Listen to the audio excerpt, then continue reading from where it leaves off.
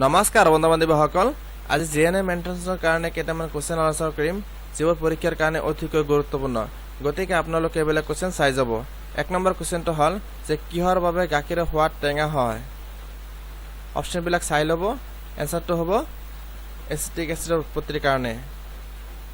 দুই নম্বৰ কোৱেশ্চনটো হল যে আহাৰ গুৰি কৰিবলৈ কোনবিধ দাঁত ব্যৱহাৰ কৰা হয় অপচন বিলাক চাই লব এনসাৰটো হ'ব পেশক দাঁত 3 নম্বৰ কোৱেশ্চনটো হল যে মাছৰ বিষয়ে অধ্যয়ন কৰা জীৱবিজ্ঞানৰ বিভাগটো হল অপচন বিলাক চাই লব এনসাৰটো হ'ব মৎস্যবিদ্যা 4 নম্বৰ কোৱেশ্চনটো হল যে অণুজীৱ বিদ্যা ই কিহৰ অধ্যয়ন কৰে এনসাৰটো হ'ব সূক্ষ্ম অণুজীৱ 5 নম্বৰ কোৱেশ্চনটো হল যে মৌমাখি প্ৰতিপালনক কি বুলি কোৱা হয় অপচন বিলাক চাই লব এনসাৰটো হ'ব মৌ পালন পাট পুলুৰ প্ৰজননক কি বুলি কোৱা হয় অপচন বিলাক চাই লব এনসাৰটো হ'ব ৰেশম শিল্প 7 নম্বৰ কোৱেশ্চনটো হল যে জলাতংক ৰোগৰ প্ৰতিষেধক তৈয়াৰ কৰা প্ৰথমজন ব্যক্তি হল অপচন বিলাক চাই লব এনসাৰটো হ'ব পাস্তৰ 8 নম্বৰ কোৱেশ্চনটো হল যে ক্ৰমোজোমবোৰ বংশগতিৰ একক বা জিনৰ বাহক বুলি কোনে ভৱিষ্যৎবাণী কৰিছিল অপচন বিলাক চাই লব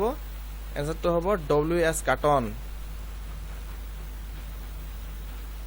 9 নম্বৰ কোৱেশ্চনটো হল যে মৌমাখিৰ সহায়ত যোগাযোগ কৰে নৃত্য আৰু ফেৰমন এটা হ'ব এনসাৰ 9 নম্বৰ কোৱেশ্চনটো হল যে ৰক্ত পৰিবহনৰ পিতৃ কোন অপচন বিলাক চাই লব এনসাৰটো হ'ব হাৰ্ভে 11 নম্বৰ কোৱেশ্চনটো হল যে গেহুৰ ৰাছ বেমাৰটো সৃষ্টি কৰে অপচন বিলাক চাই লব এনসাৰটো হ'ব বেকুৰ আধুনিক বংশগতি বিদ্যাৰ পিতৃ হল অৰ্থাৎ এনেকা কোৱেশ্চন আহিব পাৰে যে আধুনিক বংশগতিৰ পিতৃ কোন অপচন বিলাক চাই লব এনসাৰটো হ'ব পেটিসন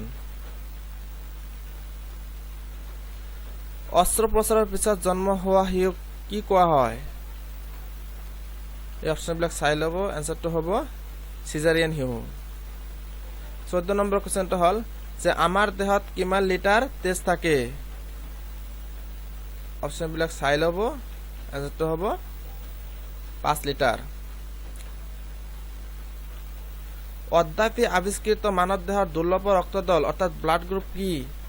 অপচন বিলাক চাই লব এনসাৰটো হ'ব A-H